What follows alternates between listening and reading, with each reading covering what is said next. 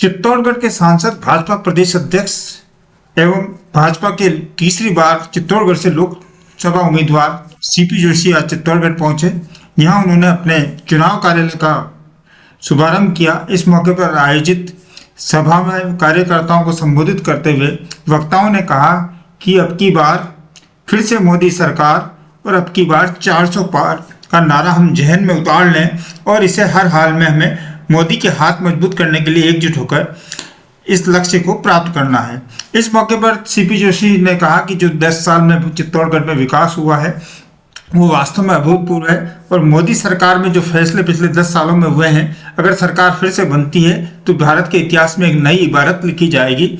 इस मौके पर पूर्व मंत्री सचिन कृपलानी, विधायक अर्जुन जिनगर, विधायक सुरेश धाकड़, सहकारिता मंत्री गौतम दत्त, यूडीएच मंत्री जब्बर सिंह खर्रा, कैबिनेट मंत्री हेमंत मीणा सहित भाजपा के कई पदाधिकारी, कई विधायक एवं भाजपा जिला अध्यक्ष मिठूलाल जाट, प्रदेश सह कोषाध्यक्ष अनिल सिसोदिया, भाजपा के नेता रघु शर्मा, हर्षवर्धन सिंह, कमलेश पुरोहित, श्रवण सिंह राव, गौरव त्यागी, लोकेश त्रिपाठी, सुधीर जैन, रणजीत सिंह भाटी सहित कई नेता मौजूद रहे और इस दौरान नगर अध्यक्ष सागर सोनी आदि मौजूद रहे। इस मौके पर भाजपा के वरिष्ठ नेता एवं पूर्व मंत्री निम्बाड़ा से विधायक श्रीचंद कृपलानी ने कहा, कम वोटों से जीता हूँ क्योंकि मेरी सीट की परिस्थिति आपको पता है, सब किस तरह की स्थिति, कितना संघर्ष है, सब है।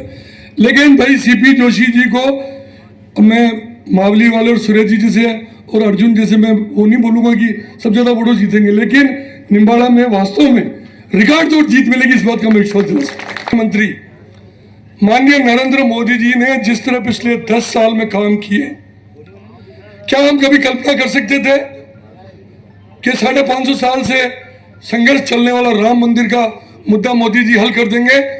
जो रामलला टेंट में विराज रहे थे और रामलीला अपने घर पर मंदिर पे विराजेंगे, ये हमारे लिए बहुत बड़ी गर्व की बात है। 550 साल का संघर्ष मोदी जी ने पूरा किया। क्या हम सोच सकते थे धारा 370 कश्मीर से हटेगी?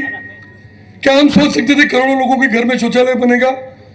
क्या हम सोच सकते थे करोड़ों लोगों को प्रधानमंत्री आवास में मकान मिलेंगे? क्या हम सोच सकते थे कि 80 करोड़ लोगों को गेहूं मिलेगा? ऐसी 1000 किसान सम्मान निधि 6000 साल के मिलेंगे। ऐसे कई काम मैं गिना सकता हूँ। मुझे ध्यान है कांग्रेस पार्टी ने, अशोक गहलोत जी ने, जब राहुल गांधी जी कई बार आए थे गारंटी दे गए थे कि कर्जा माफ होगा और बेरोजगारों को भत्ता माफ होगा, उन्होंने नहीं किया। लेकिन इस बार भी अशोक गहलोत जी ने कहा कि 7 गारंटियां मैं दे रहा हूं, राजस्थान में हमारी सरकार बनाओ। तब हमने कहा था गहलोत साहब आपकी खुद की गारंटी नहीं है, आप क्या गारंटी दे रहे हो आप? और उनकी गारंटी आप सब ने फेल कर दी। और हमारे मुख्यमंत्री भजन लाल जी शर्मा ने जो कहा वो करके दिखाया।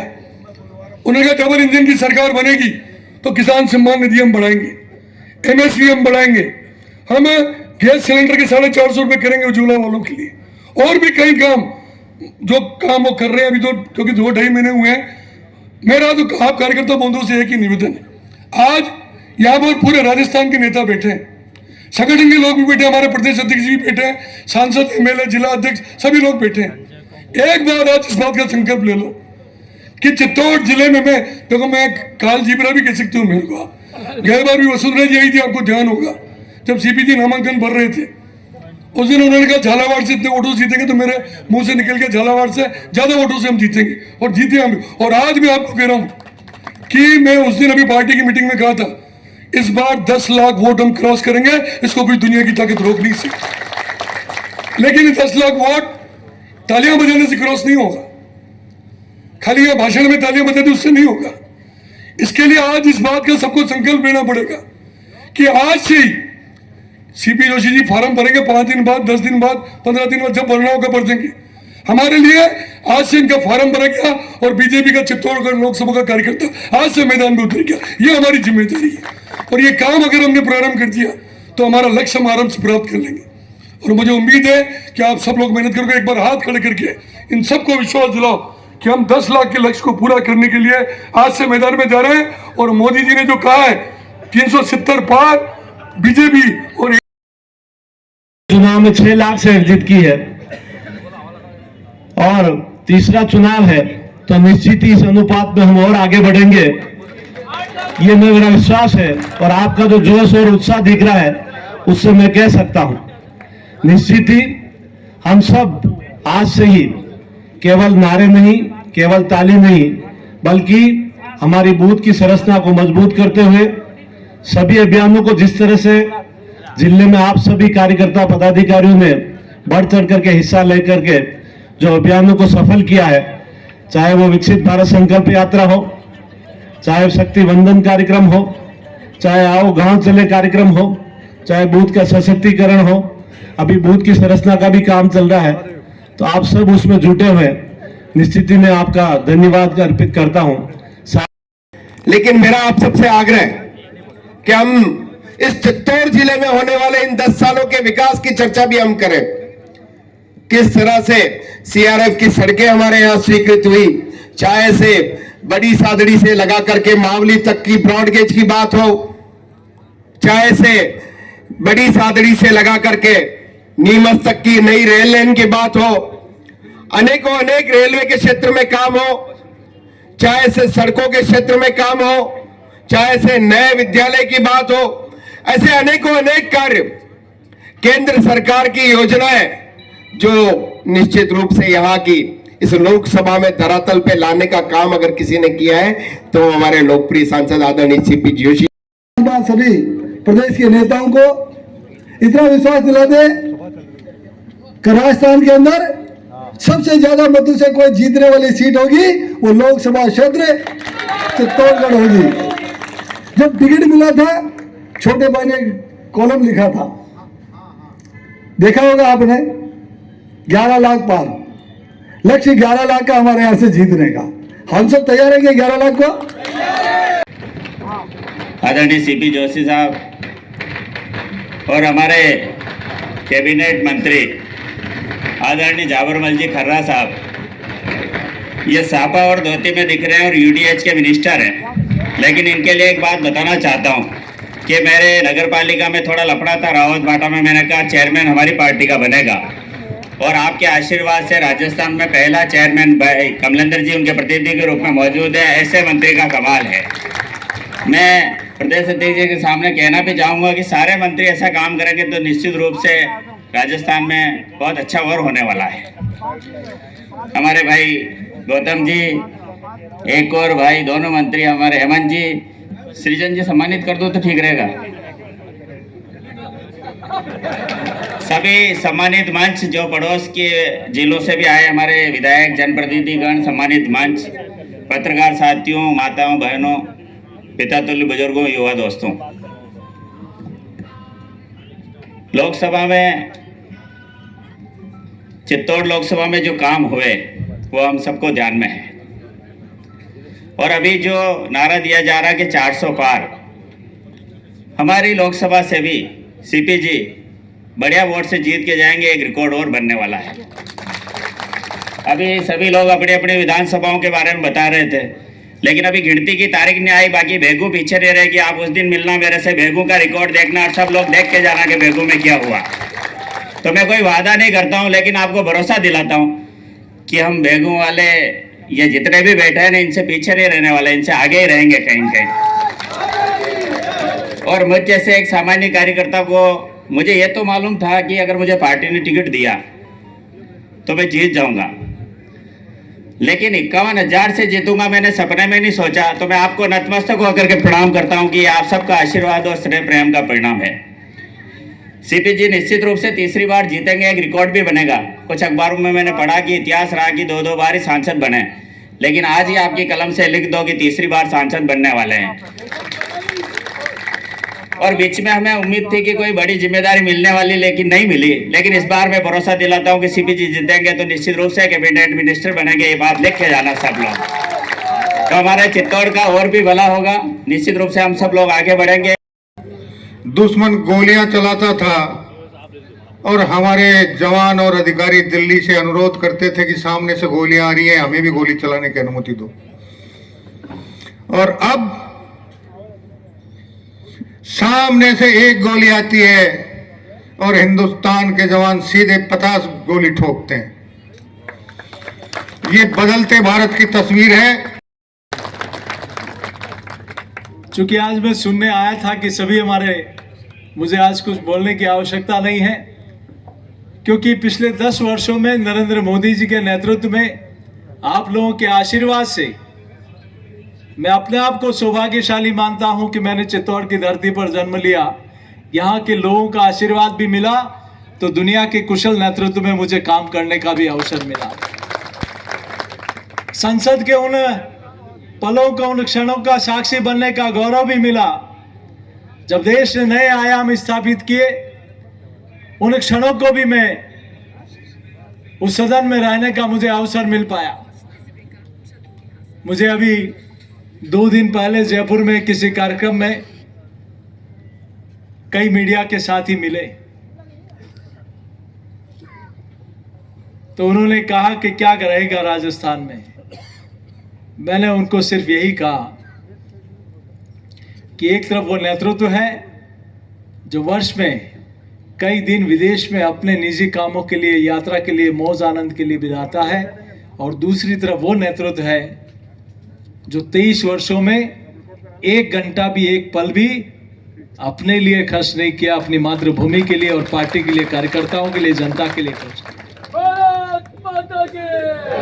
जिन्होंने 23 वर्ष मुख्यमंत्री और प्रधानमंत्री रहते हुए अपना पल पल, अपना क्षण क्षण मां भारती के लिए इस देश को अपना परिवार मानकर काम किया।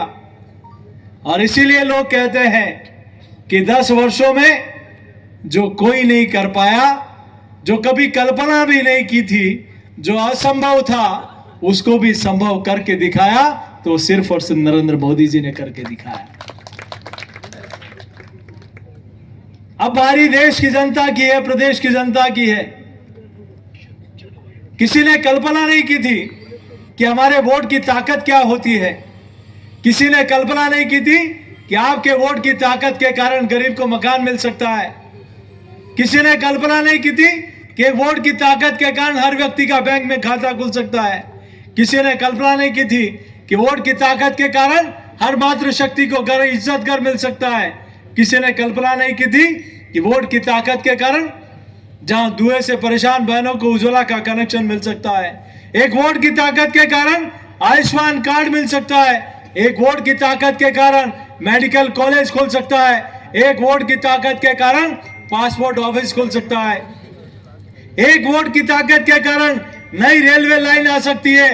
एक वोट की ताकत के कारण ब्रॉडगेज मीटर गेज से ब्रॉडगेज हो सकती है।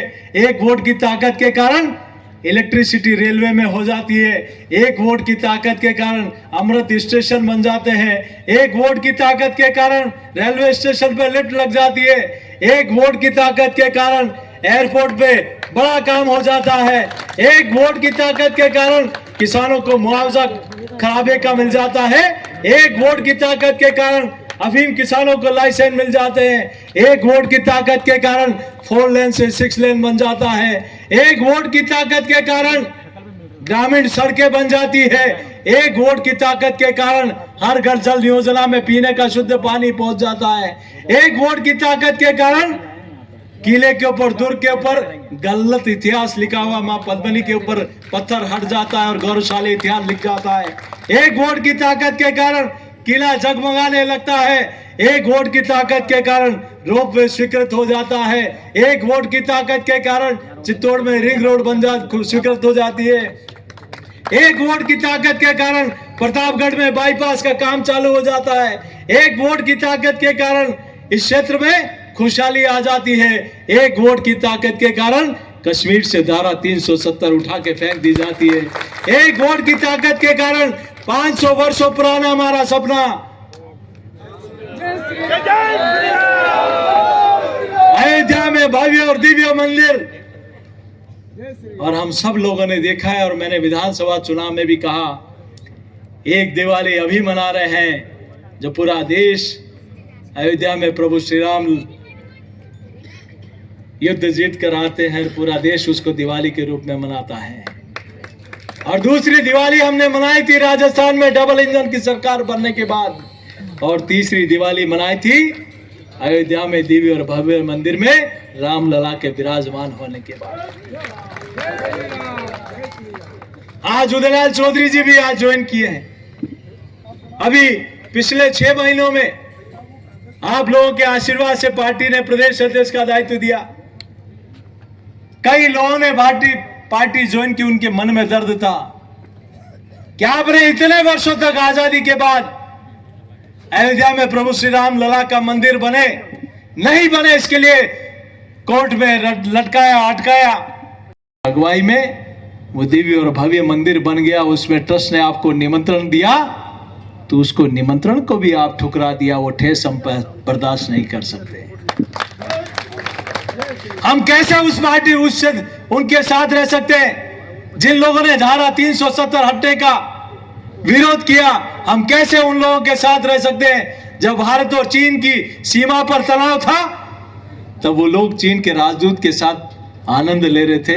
हम कैसे उन लोगों के साथ रह सकते हैं जब उनकी सरकार होते समय जब पाकिस्तान की सीमा में कोई सैनिक उतर जाता था तो उसके किडनी, आंखें, नाखून नोच के यहाँ हिंदुस्तान क्षत विक्षत शव भेज दिया जाता था? हम उनके साथ हैं जिनके नेतृत्व में 72 घंटे में कैप्टन अभिनंदन हिंदुस्तान सुरक्षित लौट के आ जाता है।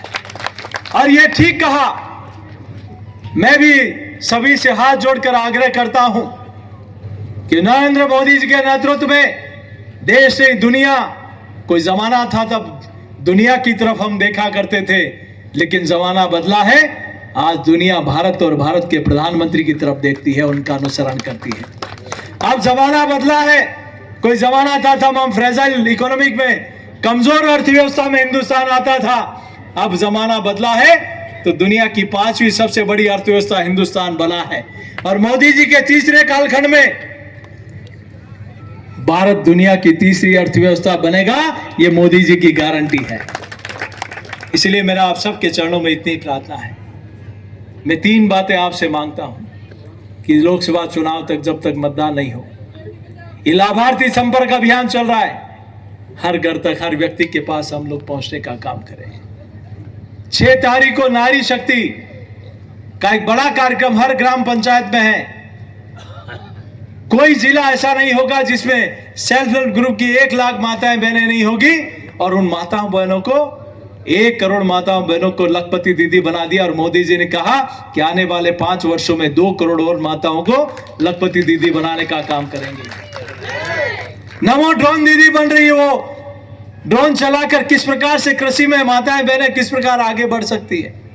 मैं आपके बीच में ज्यादा लंबी चौड़ी बात नहीं कहते हुए, क्योंकि मैं जब निकला तो सुबह 7, रात को 3 बजे तो घर पहुंचा, सुबह 7 बजे निकला, लेकिन बीच में रुकते रुकते देरी हो गई।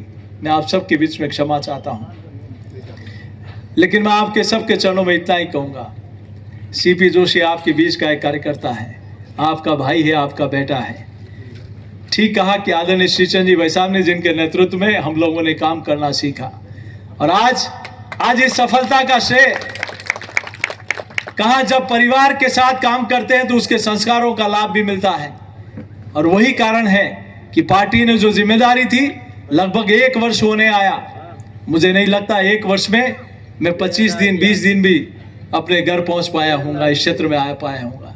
लेकिन आपने कहा, जिस दिन मुझे जिम्मेदारी मिली थी, आप लोगों ने कहा कि तुम्हें यहाँ आने की जरूरत नहीं है। पार्टी ने जो शीर्ष नेतृत्व ने जो जिम्मेदारी दी है, उस काम को बखूबी निभाना। और हमने चाहे दिन हो या रात, इस राजस्थान में कमल खिलाने के लिए आप सब लोगों के आशीर्वाद से इस काम को पूरा करने का काम किया। और डबल इंजन की सरकार बनने के बाद श्री भजनलाल शर्मा जी के नेतृत्व में EARCP हो, यमुना जल समझौता, किसी ने कल्पना नहीं की थी कि ये काम भी हो पाएंगे। किसी ने कल्पना नहीं की थी कि वो सरकारें थी जो समाज के चुनाव आते समय घोषणाएं करती थी, लेकिन इन्होंने चुनाव की घोषणा के 30 दिन के अंदर मुख्यमंत्री बनने के बाद कहा कि हमारी माताओं बहनों को मात्र 450 रुपए में गैस का सिलेंडर देंगे, और वो काम शुरू कर दिया। हम पेंशन में 150 रुपया बढ़ाएंगे, 500 बढ़ाएंगे, लेकिन उसको क्रमशः बढ़ाएंगे 5 वर्ष में, वो भी शुरू कर दिया। एमएसपी में इतना पैसा हम सरकार की तरफ से देंगे, वो भी शुरू कर दिया। किसान के खाते में 6,000 मोदी सरकार देती है, 6,000 राजस्थान की सरकार देगी, 2,000 रुपया वो भी शुरू कर दिया। बोले 2,000 करके हम 5 वर्ष में बढ़ाएंगे। तो ये अंतर है अन्य सरकारों में, इस सरकार में।